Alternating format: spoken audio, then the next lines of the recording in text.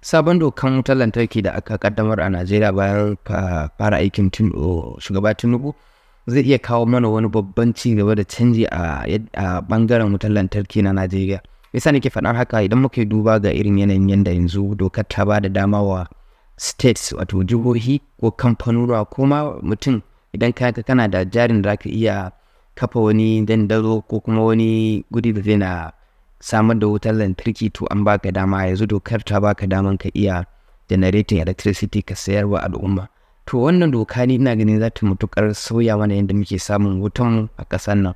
Misali ke faɗa haka shine idan muka duba duk wani abu da aka ce kamfanonuwa suna gasa a kai ko akwai gasa akwai competition a tsakanin sosai to akan iya samun wata dama da zai sa su customers su masu amfana da wutan su samu sauki. Misali a ce idan ka duba kamar layukan waya za ku ga suna gasa a tsakanin su kamfanin MTN, Glo da Airtel ga suna gasa a tsakanin su ta wanda zai iya kawo wani abu da zai fi jan hankalin customers. To kamar haka wutan ma za ta iya zama idan wannan kamfanin baya muku za ku iya sauyawa ga koma wannan kamfanin.